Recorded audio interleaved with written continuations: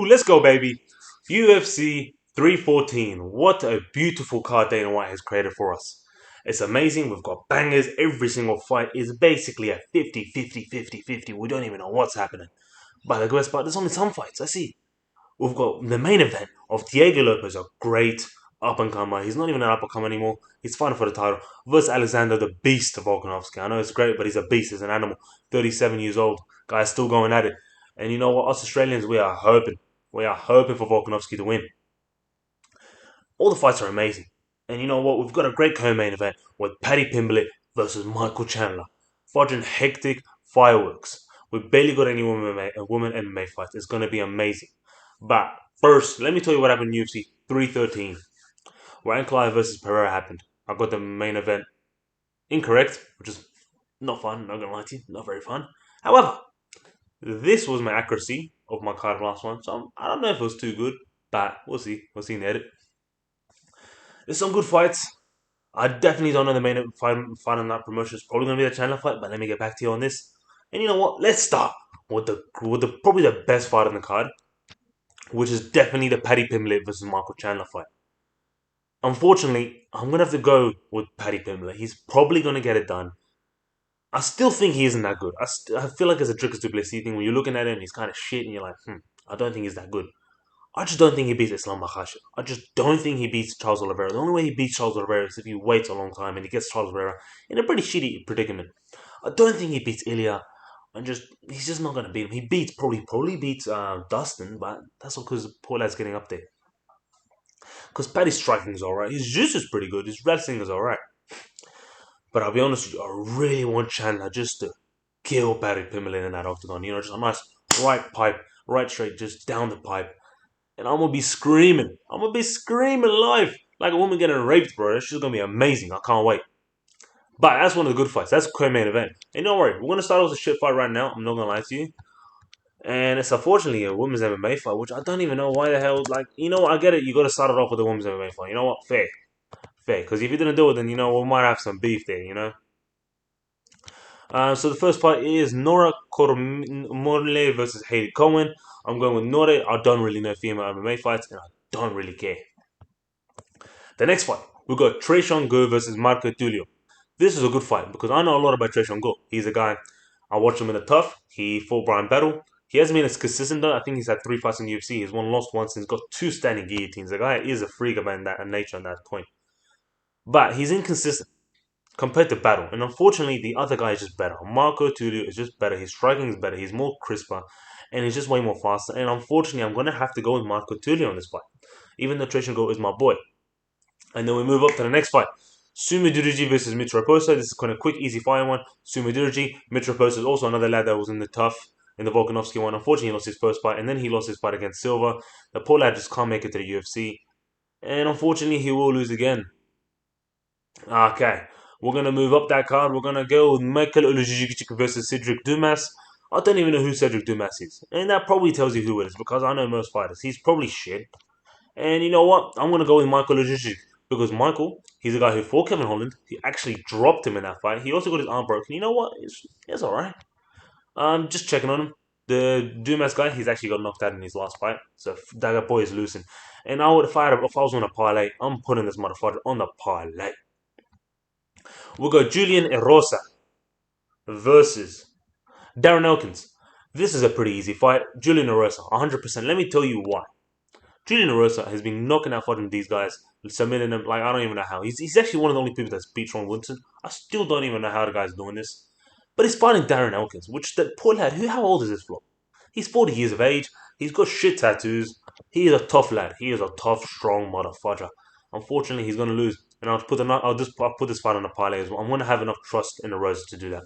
Moving up the card, another old guy's going to get his ass destroyed. Feel sad for this, but it's just the aim of the game, and that's just how the UFC works. Jim Miller versus Chase Hooper.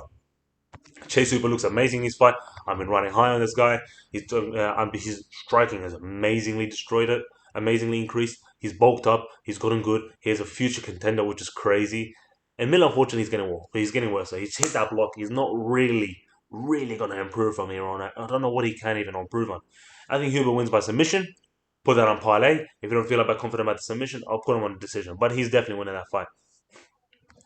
The next fight is a women MMA fight, so that tells you about my excitement. We've got Yang Xiaonan versus Yerna. They're both very old, unfortunately, which I didn't know. 35, 36. I don't really know how women's MMA fights works. But I'm going to go with Verna. Yan Xiaonan's lost. Confidence is down. The other girl's on like a 7-fight win streak. I don't even know how the fuck just pulled that off. Alright, we're back to Verna. That's just not pulled it. I just definitely think she's winning this one. We move on 2-win streak submission, reaching the age of 30. She'll beat Xiaonan, just trust me. We've got Sean Woodson, the tall 6'3" versus Danny Ige. I'll be honest with that one. I'm picking Sean Woodson in that one. 32 years of age. He's in reaching his prime. He's a featherweight, 6'3". He's fighting Danny Ige. It won't. This fight will not go to a decision. It will go to a decision. Put that money on the parlay, whatever. Just decision.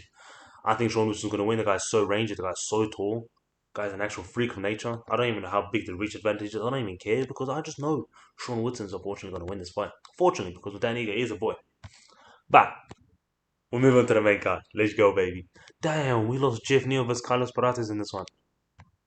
Okay, starting off, Nikita Krylov versus Dominic Reyes. The guy will win. Nikita Krylov is going to win. He's actually good. He's really good. He's really talented. He actually has skill. Fortunately, he did F up that one boy, that old lad, and people started hating him and shit. But Nikita Krylov is the guy. I don't know. It's been a long time since the bloke's fought. He fought last year. He hasn't fought last year. So the bloke has been 2 years. It's been 2 years. The last time he fought was Ryan Spann. He knocked him the fudge out. So you know what? 100% Nikita Krylov is a winner. Bryce Mitchell versus John Silva. Bryce Mitchell is my boy. I love the guy.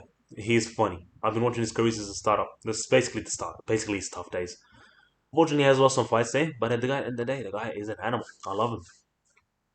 But what was I going to say about this one? Silva.